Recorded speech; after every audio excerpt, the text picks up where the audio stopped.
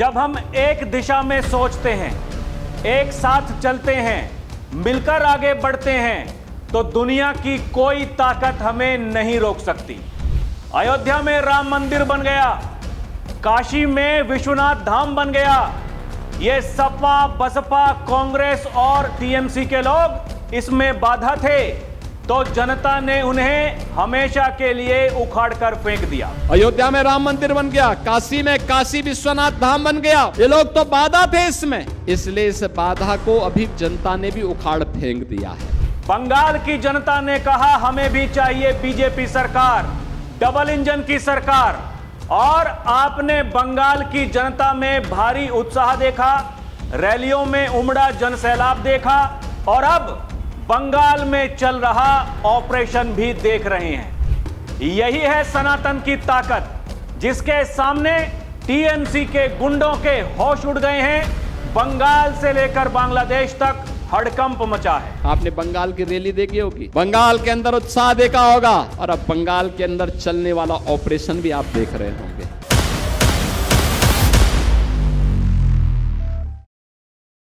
दर्शकों नमस्कार, DNP India देख रहे हैं आप, साथ हूं मैं आपके राहुल चौधरी।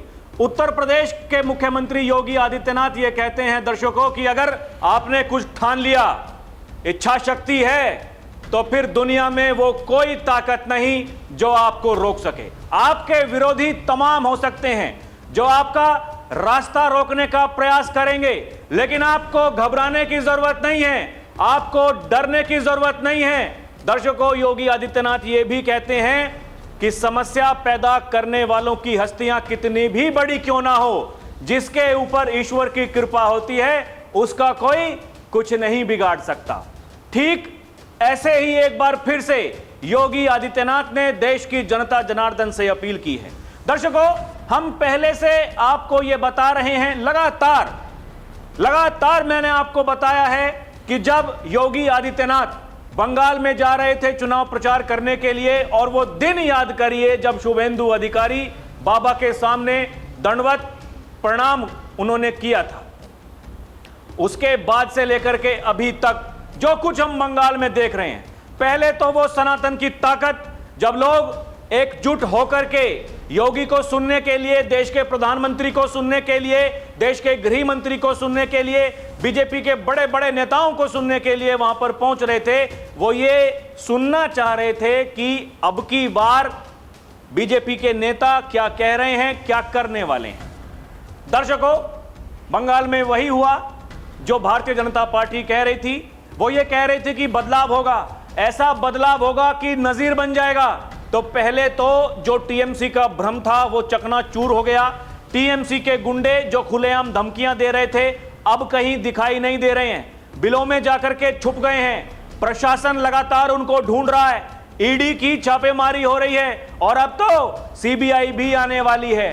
सब कुछ दर्शकों, सब कुछ खुले मैदान में है, सारे रास्ते एकदम खुल गए हैं। वो टीएमसी के गुंडे जो जगह जगह कब्जा करके वो कटमनी का जो प्रोसेस था, उसके अलावा टोल, अवैध टोल बना करके वसूली करते थे, वो सारा का सारा पैसा बताया जा रहा है वो अभिषेक बनर्जी के पास में जाता था। दर्शकों, ये लोग कह रहे हैं कि अब आने वाले दिनों में बहुत कुछ हो सकता है। आज उत्तर प्रदेश के मुख्यमंत्री योगी आदित्यनाथ एक जनसभा को संबोधित कर रहे थे, और उन्होंने देश की जनता को यही बताया। दर्शकों देखिए, ये जनता जनार्दन जब किसी से त्रस्त हो जाती है, मतलब जहां कहीं त्राहिमाम होता है, जनप्रतिनिधि उनकी बात सुनते नहीं, तो फिर ऐसा ही हश्र होता है जैसे अभी हमने बंगाल में देखा है। दर्शकों, योगी आदित्यनाथ ये कह रहे थे कि अगर हम एकजुट हो जाएं तो कोई कुछ नहीं बिगाड़ सकता। और ये लोग जो सनातन का विरोध करते हैं बार बार, आप किसी भी पार्टी को देखिए, उनका क्या हश्र हो रहा है, देश की जनता उनके साथ में क्या कर रही है, आप खुद देख लीजिए। वो चाहे समाजवादी पार्टी हो, वो चाहे राजद हो, वो डीएमके हो, वो टीएमसी हो, कांग्रेस पार्टी का क्या हाल है, ये किसी से छुपा हुआ नहीं है दर्शकों। और यही योगी आदित्यनाथ कह रहे हैं कि ये जो विरोधी हैं, ये भ्रम फैलाएंगे, लोगों को मूर्ख बनाएंगे, जातियों में बांटेंगे, भाषा के आधार पर, क्षेत्र के आधार पर ये समाज को छिन्न भिन्न करने का प्रयास करेंगे। लेकिन इनसे डरने की जरूरत नहीं। आपके वोट की ताकत इनकी परेशानियां अभी और बढ़ाने वाली है। दर्शकों, योगी आदित्यनाथ ने बंगाल का जिक्र किया, उन्होंने ये जो ऑपरेशन का जिक्र किया, ये क्या इतना आसान है? बंगाल को लोग कह रहे थे कि बंगाल ऐसा लगता है कि एक अलग ही देश है। बंगाल को लोग ये कह रहे थे वहां कभी बीजेपी जीत ही नहीं सकती। बंगाल को लोगों ने मुस्लिम वीटो पावर बना दिया था। दर्शकों, यानी हमारे साथ में ये तुष्टीकरण की राजनीति करते करते इतने लोग हैं और हमको सत्ता में आने से कोई रोक सकता ही नहीं। लेकिन जब जनता जनार्दन खड़ी हो जाती है तो फिर यही होता है। आज भी ये लोग वही प्रयास कर रहे हैं। दर्शकों, उत्तर प्रदेश के मुख्यमंत्री योगी आदित्यनाथ जब उन्होंने ये कहा बंगाल में जाकर के, कोई मौलाना क्या बकता है उससे डरने की जरूरत नहीं। ये टीएमसी के गुंडे आपको धमका रहे हैं, उनसे डरने की जरूरत नहीं। वो समय गया और आज वही हो रहा है। उत्तर प्रदेश से बंगाल जा रहे हैं बुलडोजर। योगी आदित्यनाथ ने जिस दिन अपना गमछा पहना दिया था शुभेंदु अधिकारी को, तब से लेकर के अभी तक लगातार ताबड़तोड़ कार्रवाई हो रही है। ताबड़तोड़ कार्रवाई हो रही है। दर्शकों, जो उत्तर प्रदेश में फैसले लिए गए वही फैसले लिए जा रहे हैं बंगाल में। और ममता बनर्जी, जिनका घमंड 7वें आसमान पर था, वो चकनाचूर हो गया है। वो जहां भी जा रही हैं, जिस जय श्री राम के नारे से उनको दिक्कत थी, लोग जय श्री राम का नारा लगा रहे हैं। लोग ये कह रहे हैं देखो देखो कौन आया, चोर आया, चोर आया। चाहे अभिषेक बनर्जी हो या फिर ममता दीदी हो, उनकी पार्टी के नेता हो, जब भी वो कहीं जा रहे हैं जनता के सामने, जनता उनको चोर ही कह रही है। यही है, अगर जनता से लड़ोगे तो फिर यही होगा। लेकिन अब दर्शकों, इस कहानी में एक नया मोड़ है। कैसे? बांग्लादेश में बैठे मौलाना लगातार धमकी दे रहे हैं, लगातार धमकी दे रहे हैं। अब आप सोचिए कि बंगाल में ऐसा क्या हुआ होगा कि बांग्लादेश में बैठे हुए मौलाना धमकी दे रहे हैं। मैंने पहले भी आपको बताया था, वो लोग ये कह रहे हैं कि अगर वहां के मुसलमानों के साथ में अत्याचार हुआ तो फिर हम बांग्लादेश के हिंदुओं के साथ में अत्याचार करेंगे। वो ये कह रहे हैं, वो बांग्लादेश की जो जमात है दर्शकों, जमात इस्लामी, उनका ये कहना है कि हम अपनी सरकार से कहते हैं और जाकर के उनको, भारत की सरकार को ये कह दो कि अगर वो अत्याचार करेंगे। अरे किस बात का अत्याचार है? दर्शकों, आज जब शुभेंदु अधिकारी ने यह आदेश पहले ही जारी कर दिया, उनकी सरकार ने, सड़कों पर नमाज नहीं पढ़ी जाएगी, उसके बाद भी हमने देखा कि कई जगहों पर लोग जाकर के पुलिस वालों से भिड़ रहे थे। सोशल मीडिया पर लोग ये लिख रहे हैं, ये इस भाषा में नहीं समझेंगे, इनको योगी आदित्यनाथ वाली भाषा में ही समझाओ। जैसे योगी की पुलिस लठ बरसाती है, बुद्धि एकदम ठीक हो जाती है। बड़े बड़े मौलाना, कोई तेलंगाना में बैठा है, कोई बिहार में बैठा है, धमकी देते हैं सड़क जाम कर देंगे। किसी के बाप में दम है तो सड़कों पर नमाज पढ़ने से कोई रोक करके दिखा दे। ऐसे ऐसे लोग योगी रोक देते हैं। ईद पर पूरे उत्तर प्रदेश में कहीं भी कोई ऐसी तस्वीर सामने नहीं आई जहां कुछ लोगों ने जाकर के ऐसा प्रयास किया हो कि हम तो सड़क पर ही नमाज पढ़ेंगे। गए, मस्जिदों में गए, ईदगाहों में गए, वहां जाकर के जो दुआ मांगनी है मांगिए, कोई दिक्कत कोई परेशानी है नहीं। अब जब बंगाल में वही हो रहा है तो फिर कुछ लोगों को दिक्कत हो रही है। दर्शकों, बंगाल के जो मौलाना है वो तो सेट हैं, वो कुछ नहीं बोल रहे, क्योंकि उनको योगी ने पहले ही सेट कर दिया था। जब गए थे योगी जी, जब कहा था डरने की इनसे जरूरत नहीं, कोई क्या बकता है, घबराने की जरूरत नहीं, आपकी चाटुकारिता करते हुए दिखाई देंगे। लेकिन ये जो बांग्लादेश में बैठे हैं, क्या है कि इन पर हमारा कोई बस है नहीं। बांग्लादेश में भाई हम क्या कर सकते हैं, और इनके बकने से कुछ होगा भी नहीं, ये भी हकीकत है। दर्शकों, अभी तो जो घुसपैठी हैं, अब जब चुन चुन कर उनको बाहर निकाला जाएगा तो फिर ये और बिलबिलाएंगे। लेकिन उनके बिलबिलाने से, चीखने से, चिल्लाने से, ये माहौल खराब करने से कुछ होने वाला है नहीं, क्योंकि वहां है डबल इंजन की सरकार जो विकास की बात करती है, देश को आगे बढ़ाने की बात करती है। दर्शकों, उत्तर प्रदेश के मुख्यमंत्री योगी आदित्यनाथ ने आज क्या कहा, देखिए। आपका एक वोट जब सही जगह पड़ेगा तो विकास होगा, लेकिन जब यही वोट हम जाति, क्षेत्र, परिवारवाद के नाम पर देते हैं तो माफियावाद, अराजकता तथा गुंडागर्दी पैदा होती है। योगी कह रहे हैं ये डबल इंजन की भाजपा सरकार गरीबों की पीड़ा सुन रही है और उसका समाधान भी निकाल रही है। सुनिए क्या कह रहे हैं योगी आदित्यनाथ। आपका एक वोट जब सही जगह लगेगा तो विकास होगा, लेकिन जब यही वोट हम जाति के नाम पर बंट करके देते हैं, क्षेत्र के नाम पर बंट करके देते हैं, परिवारवाद के नाम पर देते हैं, तो उसी से माफियावाद भी पैदा होता है, अराजकता पैदा होती है, गुंडागिर्दी पैदा होती है। गरीबों की पीड़ा को तो डबल इंजन सरकार, बीजेपी की डबल इंजन की सरकार सुन रही है और उसका समाधान भी निकाल रही है। दर्शकों, सबसे बड़ी अपील देखिए, देश के प्रधानमंत्री नरेंद्र मोदी ने वो लगातार ये कह रहे हैं दर्शकों कि हमें अपने जो संसाधन हैं उनकी बचत करनी होगी। अभी पेट्रोल डीजल की कीमतें बढ़ी हैं, लेकिन उस तरह से नहीं बढ़ी हैं जैसे दर्शकों जिनको कहा जाता है कि उनके पास में भंडार है तेल का, वहां इतनी कीमतें बढ़ गई। यहां 3 रुपए बढ़ जाने से लोग छाती पीट रहे हैं। मैं देख रहा था कई रिपोर्ट्स, लोग जा रहे हैं, जाकर के बात कर रहे हैं जो पेट्रोल डीजल भरवाने के लिए मोटरसाइकिल वाले, गाड़ी वाले, उनसे कह रहे हैं कि भाई साहब कोई दिक्कत परेशानी, वो ये कह रहे हैं कोई दिक्कत नहीं। प्रधानमंत्री अगर कुछ आह्वान करते हैं तो हमें कोई दिक्कत नहीं। प्रधानमंत्री अगर ये कह रहे हैं कि अगर दफ्तर आपको जाना है, आपके घर के आसपास दफ्तर के आपके लोग रहते हैं तो एक गाड़ी में जाइए, वो कह रहे हैं हम ये करने को तैयार हैं। लेकिन दिक्कत किसको है? दिक्कत है विरोधियों को। लगातार हार रहे हैं, जनता जनार्दन लगातार नकार रही है, लेकिन उनकी बुद्धि वो ठीक होने का नाम नहीं ले रही है। ये कोई साधारण बात नहीं है दर्शकों। मैंने अभी आपको बांग्लादेश में बैठे हुए मौलाना क्या कह रहे हैं, वहां की जमात क्या कह रही है, आपको बताया है। आप इस बात को समझिए, ये जो एजेंडा है, ये जो प्रोपोगेंडा है। कल बीजेपी के सांसद संबित पात्रा ने एक पीसी करते हुए राहुल गांधी से कुछ सवाल पूछे हैं। राहुल गांधी में हिम्मत है, नेता विपक्ष हैं राहुल गांधी, तो जवाब दे दें। कांग्रेस पार्टी से पत्रकार जाकर के ये कह रहे हैं कि भैया क्या जवाब देंगे, आपने कमाए हैं 10-11 करोड़ रुपए और खर्च कर दिए 60 करोड़ रुपए केवल विदेश घूमने में, केवल विदेश घूमने में। प्रधानमंत्री जा रहे हैं, त्राहिमाम मचा हुआ है, जाकर के वहां गल्फ कंट्रीज से मिलते हैं, अगर यूरोप के देशों से मिल रहे हैं, कोई समाधान निकालने की कोशिश कर रहे हैं, इनको दिक्कत है। पूरा प्रोपोगेंडा चलाया पूरे चुनाव में, बंगाल में, असम में। क्या हुआ, हासिल क्या हुआ आपको? देश की जनता आपसे पूछ रही है। ये भानुमति का कुनबा आपस में लड़ता है। राहुल गांधी पहले चरण के चुनाव के बाद में वीडियो जारी करते हैं, कहते हैं अगर ये ध्रुवीकरण की राजनीति ममता दीदी ने नहीं की होती तो बीजेपी कभी नहीं आ पाती। अरे अपने बारे में बताइए, आपकी कितनी सीटें आई हैं, आप क्यों नहीं आ रहे? ऐसा क्या हो गया? आपके साथ में ममता दीदी ने गठबंधन क्यों नहीं किया? और आज इनके नेता ये कह रहे हैं बीजेपी को हराने के लिए संघर्ष करेंगे। आज इनके नेता ये कह रहे हैं सबको एक होना पड़ेगा, बीजेपी को रोकना ही पड़ेगा। लेकिन अभी तक घमंड था, कांग्रेस को बंगाल में घुसने नहीं दे रहे थे, अब वो घमंड वहां की जनता ने चकनाचूर कर दिया।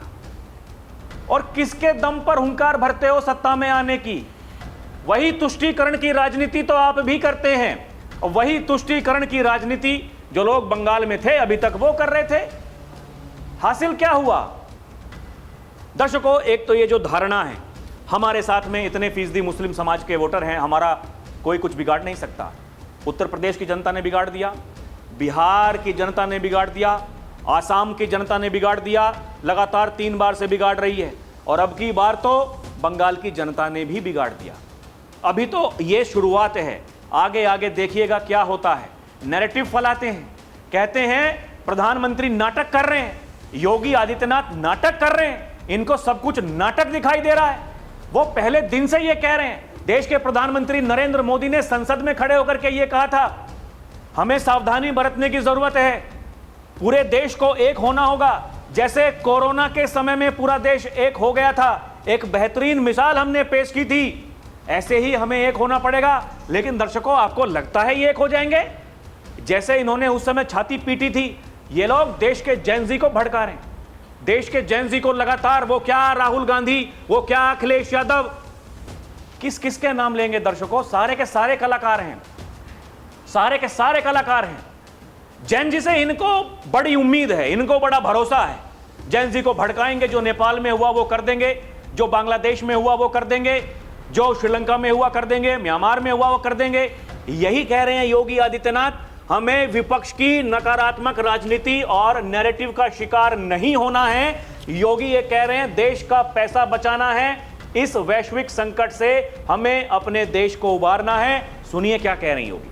हमें विपक्ष के नकारात्मक राजनीति और नकारात्मक नैरेटिव का शिकार नहीं होना है। देश का पैसा बचाना है और देश का पैसा बचा करके इस संकट के, वैश्विक संकट से हम अपने देश को उभारने का काम करेंगे। दर्शकों, इसी बीच पहल करते हुए देखिए, वो चाहे प्रधानमंत्री नरेंद्र मोदी हो, वो चाहे योगी आदित्यनाथ हो, वो एक ही बात कह रहे हैं।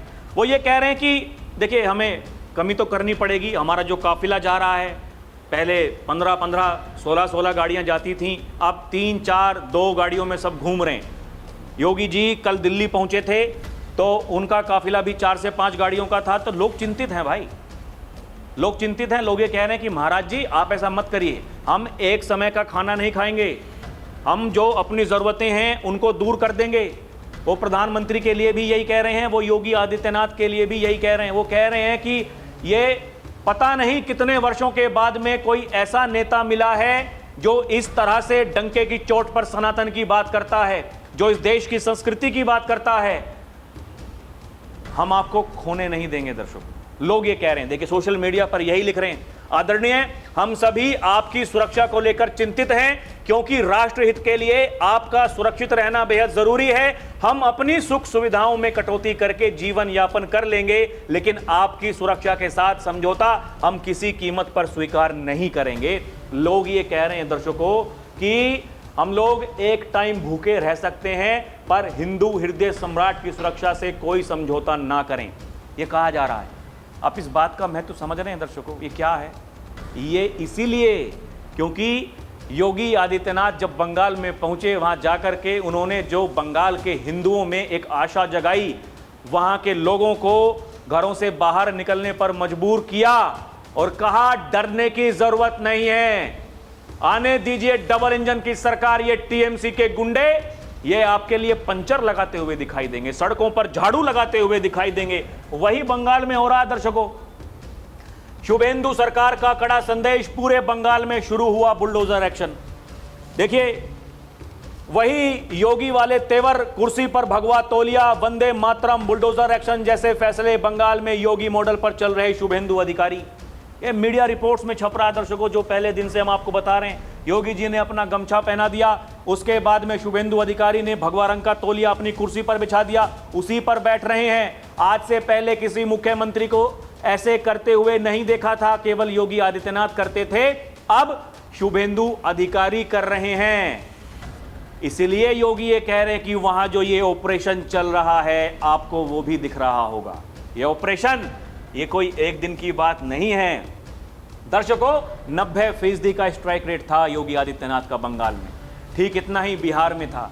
यही तो योगी जी ने कहा, आज जनता ने यह तय कर लिया है, जैसे उत्तर प्रदेश की जनता ने तय किया हमको चाहिए डबल इंजन की सरकार, जैसे बिहार की जनता ने तय किया हमको चाहिए डबल इंजन की सरकार, ठीक वैसे ही बंगाल की जनता ने तय कर लिया हमें भी चाहिए डबल इंजन की सरकार।